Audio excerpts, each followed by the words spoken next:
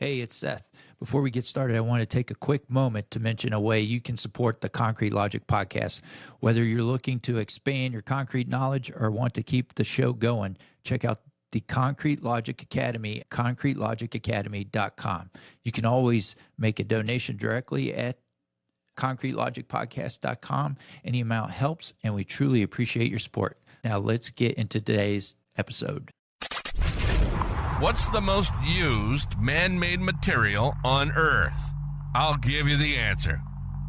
Concrete. This is the Concrete Logic Podcast. Have you ever stopped to think about the sidewalks, driveways, bridges, or the buildings around you? They're all made from concrete. So why don't we discuss it more?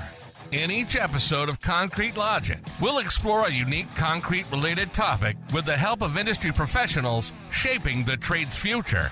We'll talk with suppliers, contractors, architects, engineers, specialists, and even proponents of competing materials. We'll get their views on concrete and their visions for its future. So get ready to mix things up with Concrete Logic, where we turn the spotlight on the material that's everywhere but often overlooked. This is the Concrete Logic Podcast. And now, here's your host, Seth Tandett.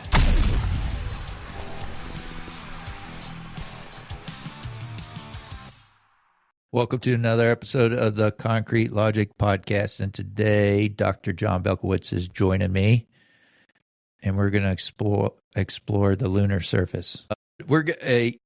There's a photo here. So goodness, you're going to have to, if you're listening to us on the podcast, we're going to do our best to describe this, but also make sure you check out our YouTube channel so you can actually see what we're talking about. But Dr. Belkowitz, what are we talking about today? So I wanted to do things a little bit different today. I wanted you to react to this picture, which you already did. And then I wanted to talk about what it was. For the folks who are looking at it, I'm going to zoom in.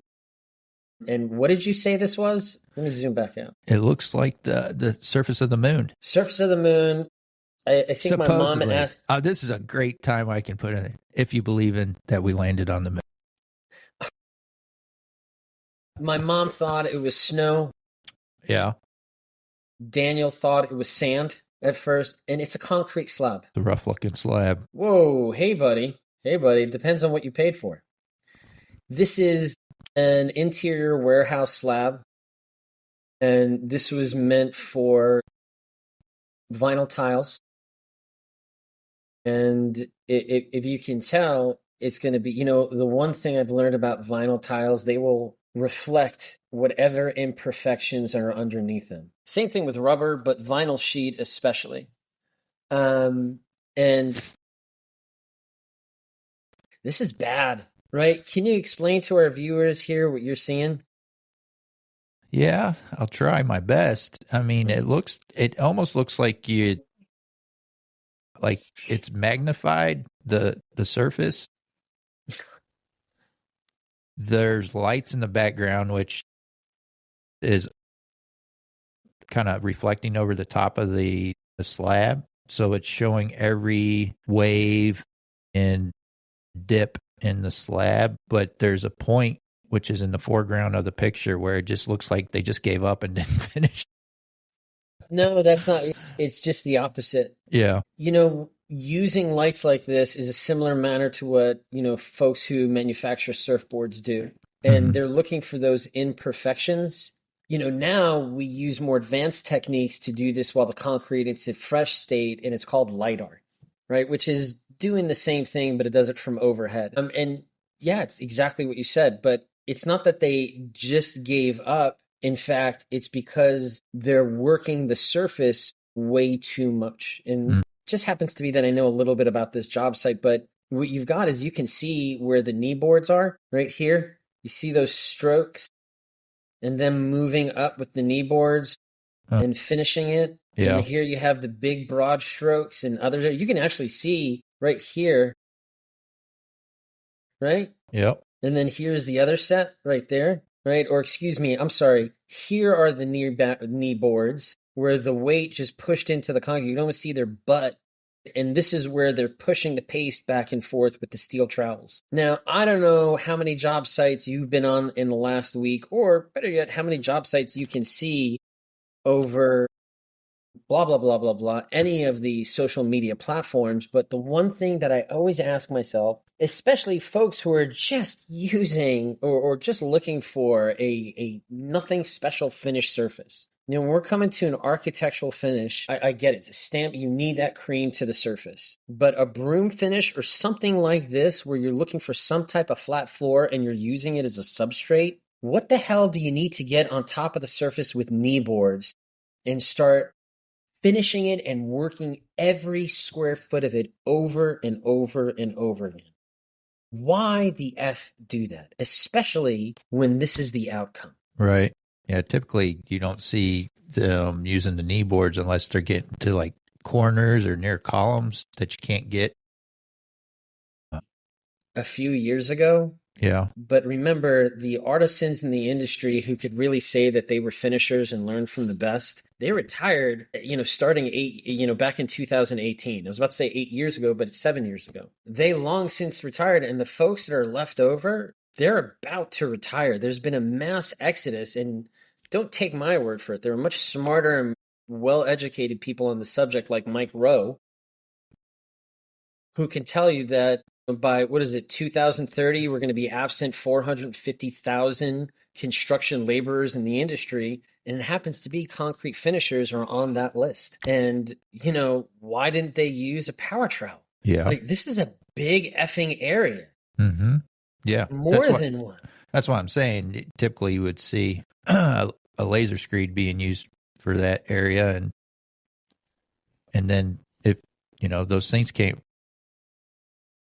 get really close to edges or columns, like up against a wall or something like that, then the guys get out there and do some handwork. But yeah, this, from what I can tell, where this came from, but for someone that doesn't know anything about this picture, it looks like it's in like a wide open spot of the slab. Right.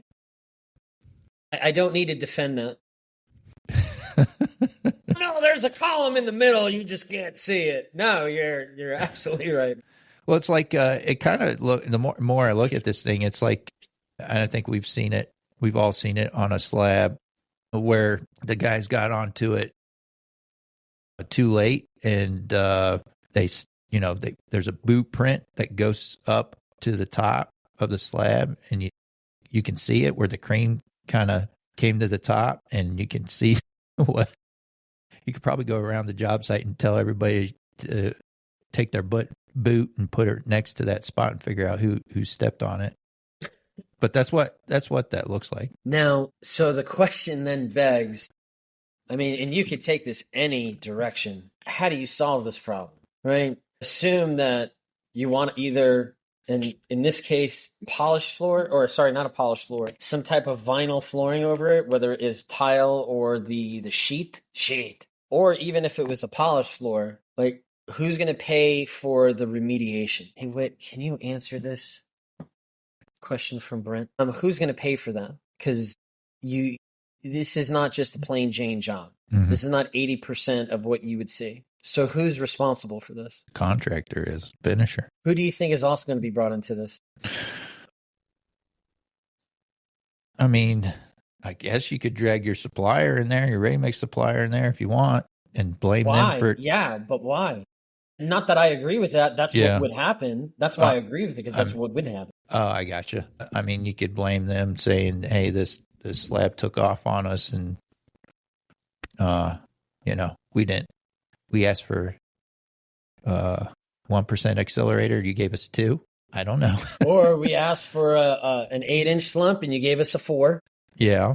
Or it just took off. The great thing about concrete is the bad thing about concrete, which is it's a marriage between science and practicality.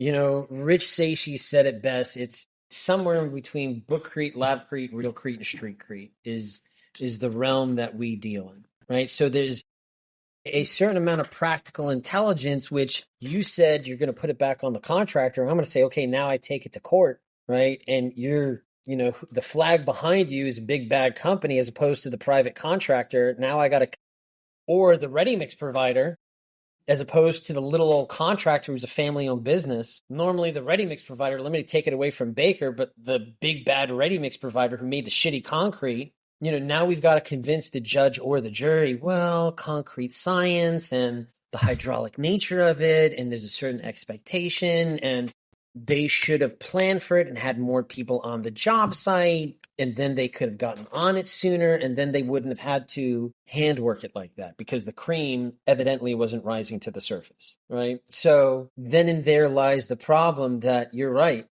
It is going to go back on more often than not, the ready mix provider. And then normally if it's under $35,000 to $50,000, they're just going to cut a check so that it doesn't go litigation. Yeah. Be cheaper to rip it out. Normally what we've seen is it doesn't get ripped out. They will do some underlayment, leveling agent, like a real half-assed job. The coating or the flooring will get put on top of it. It'll stay on for 6 months to 2 years. It'll start delaminating through hydrolysis and osmotic pressure. Mm-hmm. And then they blame the flooring company. And then it's the same contractor who did a shitty job of putting it on there in the first place, who comes back and does a shitty repair, who then comes back and does a shitty repair. So it's a way of generating new business? The way my father says it is built-in obsolescence. I don't use big words like that. Yeah, but you do. Stop that. You know what that is. It's what we used to blame the asphalt industry on. Put it down 3 years later, you got to rip it up and put it back down again. Yeah. Right? Now with concrete, especially with our concrete that's more sensitive to premature failure, like schools, hospitals, folks that use acrylic, latex, paints, or stickers on concrete, or transportation, or something like this where, it's not residential concrete. We care a lot about the end performance, what it looks like and what we can do with it. Whoever convinced the world that we can use concrete as a substrate for vinyl tiles and these moisture sensitive glues, I want to meet that person, because it's a terrible substrate for that flooring type of product. The moisture sensitive glue, moisture and alkali, you had the great Robert Higgins on, and he spoke about salt migration, with newer concretes. You add the topography and the fact that now you have to cut open that surface. Now we're creating a concrete that's going to release more moisture and salts, and it's going to cause those moisture and salt sensitive glues to break down, that hydrolysis that I was talking about, and then the tiles bubble and delaminate. Oh, it's freaking crazy. Yeah. So now that we have the person to blame, we're going to blame the contractor. Well, let's just walk through it. That's what we're doing with this. We're reacting to it. Yeah. So if somebody sent me this picture, a client sends it to me, says, hey, I own this, and this is what my GC just showed me. And he says that we've got to put a flooring on this, and I don't know whose fault this is, what to do, but I don't want to move forward with flooring because I know it's not going to last. What the hell should I do, John? Mm-hmm. So my first question is, well, have you called your insurance company? Right? Because this is an insurance claim for the owner. You said something brilliantly. I can tell there's no columns or walls. I can also tell that this is big. Right? Yeah. If it was a residential driveway, I would only need one flashlight, right? Maybe two. There's more than 1, 2, 3, 4, 5, 6. There's actually a seventh one on the other side of the frame, right? So this is a pretty big effing slab, right? The approach that is going to have to be taken is not something that can be done in a short period of time, and it's not going to be inexpensive. So that's why before they hire me or anybody else like me, they got to call the insurance company, because they can't solve this with the money in their pocket. If there was like a little concretion and like a half inch in the top, I'm like, dude, forget about it. You're not going to get a lawsuit, but this is a lawsuit. This is an insurance claim. And then from there, the insurance company decides if they're going to go after, and then they bring their attorneys in. Their attorneys then hire somebody like me, and we go out to the job site, and we're going to do something like this with them. Like, hey, I could do your FF and your FL numbers, but this is a much more dramatic way of showing you the problem. What don't you like about that? I was just laughing at what kind of FF. You don't have a poker face, by the way, so don't play poker. I'm not a gambler. That's obvious. Okay. Well, this is a real unique way of showing the problem. Yeah, with the flashlights across the surface. Now, like I said, there's a LiDAR version of this where while the concrete is in a fresh state, you can use this LiDAR device. It'll take, I can't remember, it's a huge surface or it's a huge area that it can do. It'll get down to the millimeter in topography of your finished concrete surface. Yeah, we do that. That's the only way and you can't do this while it's in a fresh state. Put flashlights. You're not going to see this. Right? The concrete will reflect too much light. Like you said it before, it's reflecting off of certain surfaces and it's not off of others. When the concrete is in a fresh state with all the water, it'll reflect everything. Right. It's called reflecting and refracting. Here we see shadows and depth. With that LiDAR, and I'm not advocating because I am advocating, but I don't own one of the LiDAR companies and I'm not making a percentage on it. But this is, Seth, you said this is tearing it out. Okay, if you're not tearing it out, you're at least grinding the surface, opening the surface up, and then putting a leveling agent on it. Yeah. And this what's is very, very timely. We just talked about that in episode, by the time this comes out, it'll be episode 122. What was the cost? Grinding surface. Did you guys go into cost of grinding in a surface? No, footing? we talked about how on industrial floors actually planning for that, for robotics. Oh my gosh, so this is different. This is remedial work. Right. Well, sometimes with those floors that use robots and the floors do kind of like shift, they've got to go back and do some remedial work. And, in Hebrew, we say Zabe Kesev or Ze'amon Kesev, which means it's expensive. It's like really expensive, right? And same should be said for this. You're talking at least the coatings, $5 per square foot. Now, preparation of the floor, depending on what method you're using and the cleanup, you're talking anywhere from $5 to $20 a square foot. And then I got into an argument with somebody about this a few days ago. I said that can balloon up to $200 a square foot. And they said, oh, there's no way. Even if you had to replace the concrete, it's not $20 a square foot. Right? Would you argue the same thing? No, 20 versus 200? Right. I would say it could be $200 a square foot. Once you start getting the experts involved? You get people involved. And also, how fast does it need to be done? How much petrography do you need? Yeah.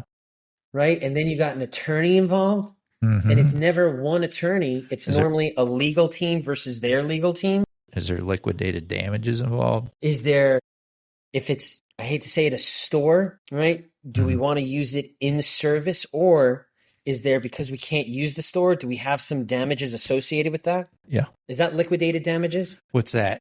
The store not opening on time? Yeah, it could be. Okay. The contractor should know that up front when they sign their agreement. That's how they, tell you if you don't finish on time, there's these costs per day that you owe the project. And in your neck of the woods or your line of work, you as in your group are normally the GCs, not the owners, right?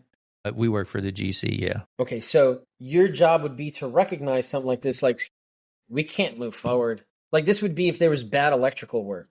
Like somebody noticed that the breaker box, there was grounding wires like all over the place and there was leads just not, attached correctly. Like you can't, somebody's going to get hurt or somebody's going to lose money or we're going to lose money, but we can't move forward. Yeah. This is something that the top contractors out there, concrete contractors out there would bring this to a head. They would find this before the GC did and bring it to them. Right. So in that case, and this is all hypothetical, right? As either the contractor for the GC, or let's just say you're the GC, and you were about to come and put, grind the floor, put adhesives on the floor or put the flooring down, and you came to the job site and you're like, I can't do anything with this. Or I was about to mill the surface to a CSP of 1, and I need to take off at least what?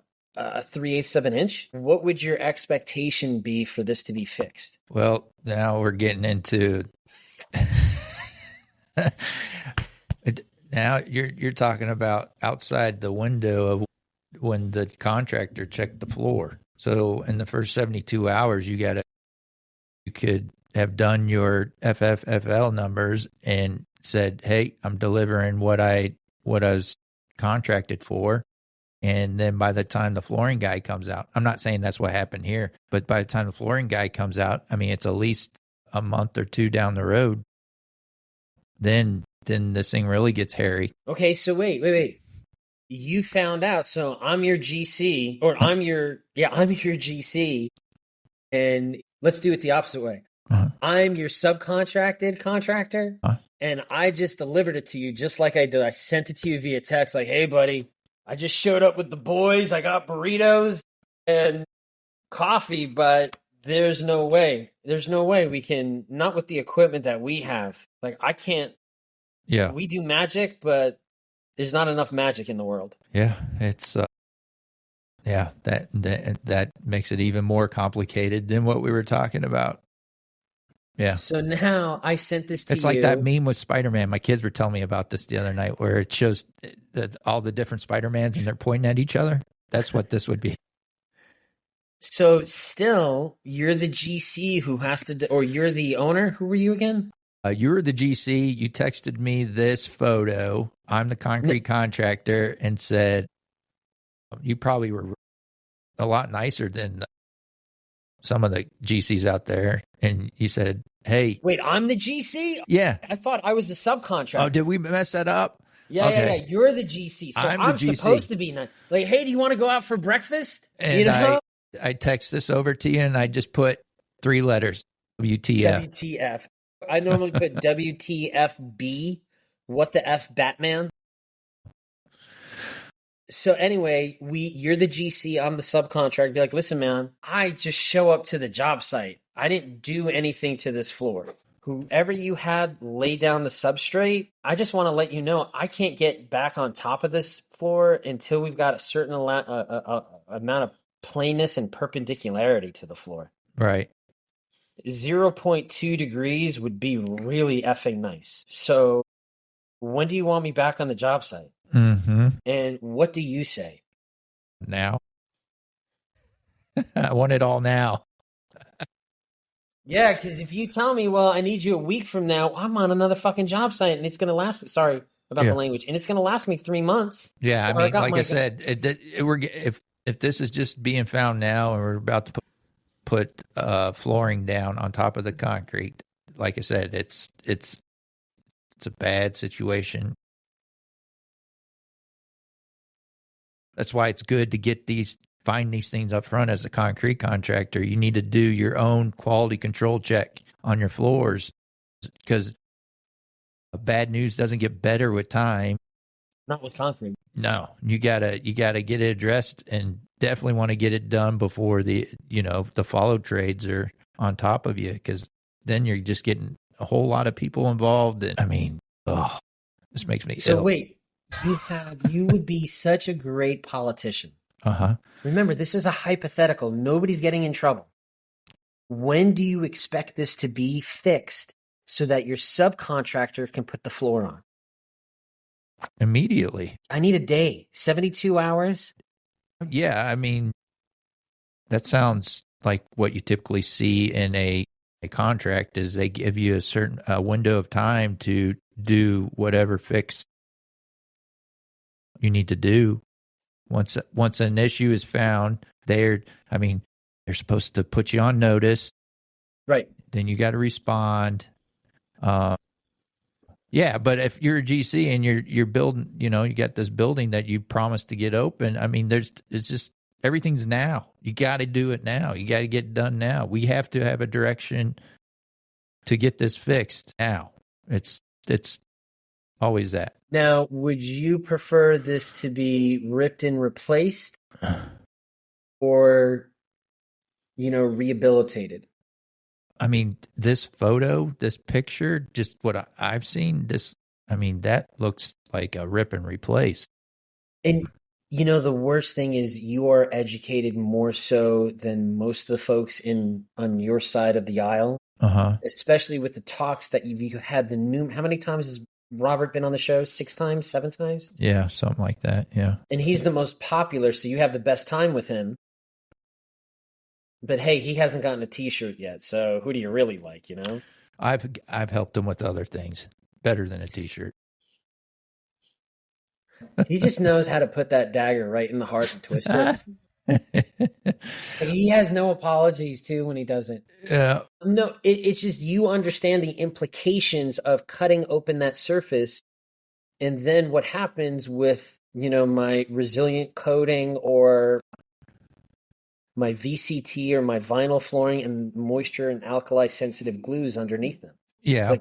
Well, that's part of it, but stuff happens on jobs. Not every job.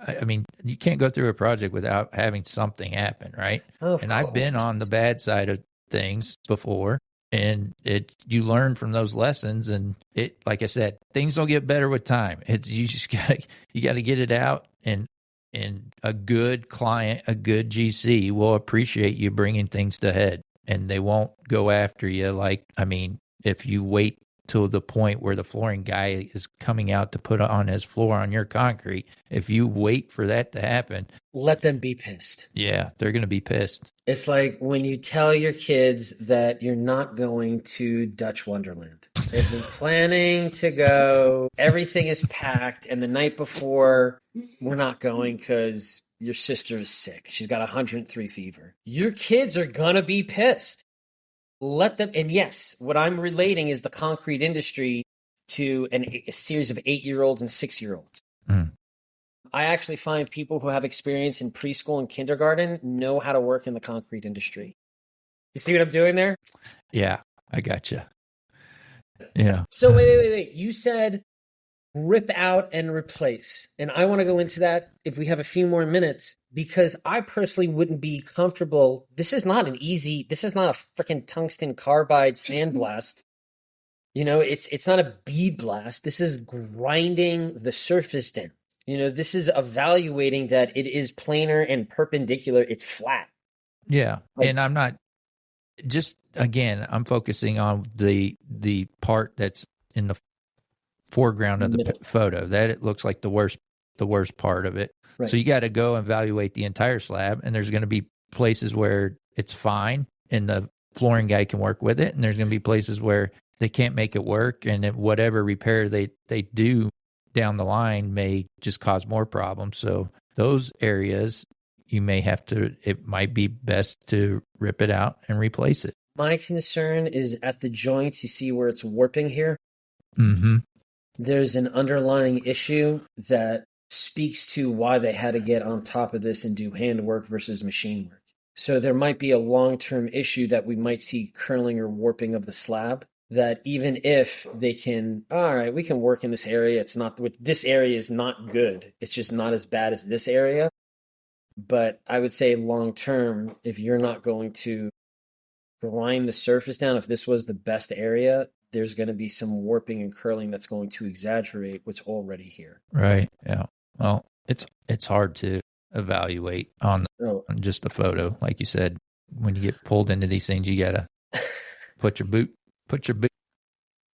Folks, and that's why he should be a politician. No, I understand what you're saying, and I understand the direction. Oh, it depends, job site to job site. Of course it does. But this is why we're in our tree of trust here. This is where we can evaluate, and I can give you a certain hypothetical, but you're absolutely correct. The only reason I say that is I've gotten texts like this where someone took a photo with their phone up close to the slab, and they pick all the worst things on the slab and say, "What the hell? What's wrong with your slab?" We're not in that situation right now. Okay, I'm just giving you a background to this.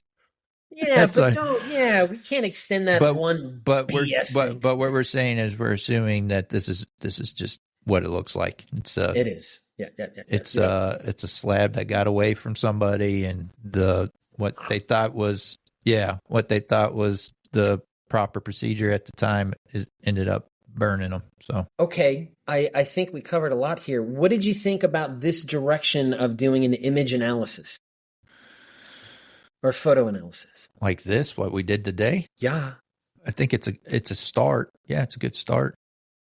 We used to do this with years ago. I can't remember what we talked about, but folks wouldn't get to see the image until we started the podcast.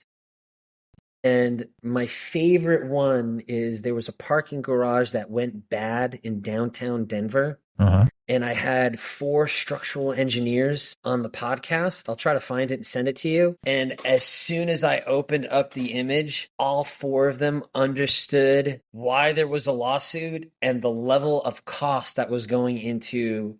Because what basically happened is somebody didn't use the right side of the scale. So everything that they made for the floors and the expected load was too small and too thin. Like the columns were too small and the floors were too thin. What? You've never heard of that before? I did that once too. Oh my God. Where Yeah, before I got into, let's not open that. Let's not start another one.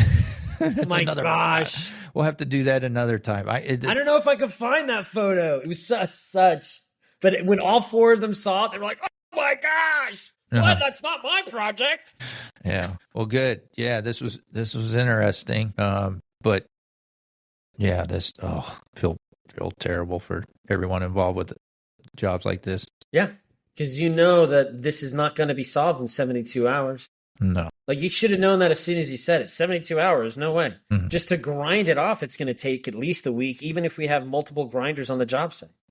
No, I just said, just for folks that are listening, if you're a concrete contractor out there, that contract you signed, there is, there's legalese, there's language in there that tells you got a certain amount of time to respond to what's that? Respond, not fix it. Right? Not fix it. Yeah, I didn't mean that. Respond. Sorry. You got to respond. And usually they want to see, what your plan is to fix it. And being a contractor, you've worked with critical paths. How much free float time do you have do you plan for something like this? No, you do not. You don't plan for this. Good grief. No, you don't plan for this. I said it before, don't play poker. Before you said that, I knew exactly, just by the way your eyebrows shifted. Yeah. Oh, we got to end this one. This stuff's not fun. All right. Thanks for having me on the show, man. Yeah, man. Thank you for coming on. And yeah, this was fun. It's something different. We haven't done one of these before. I appreciate you bringing it to me. And yes, sir. And we'll do it again as always. And folks, until next time, let's keep it concrete. Thanks for joining us for another episode of the Concrete Logic Podcast. If you got value from the show, here's how you can provide value back to support the show. Visit concretelogicpodcast.com and click the donate button to send value back.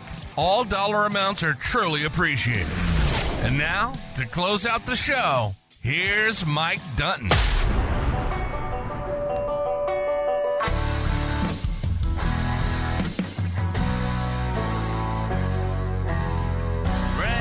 That alarm always sings couple hours before the sun comes up. Open up the side, put some diesel in the lights and wait till the trucks roll up. Yeah, this ain't how most folks live their lives, dripping in sweat, working overtime. But while they're tying their ties for their 9 to 5s, we're out here changing these skylines with wood, iron, and mud. We work hard for a dollar, give thanks to the Lord above. Never make a man do something you can't prove. Hard work calls for a drink or two. Expect more, it's written in our blood. With wood, iron, and mud. From the swamps to the city, from the Lone Star heat to the woods of the Georgia pine. Good old boys and girls who ain't afraid of getting dirty for a clean time. And if you want to see the fire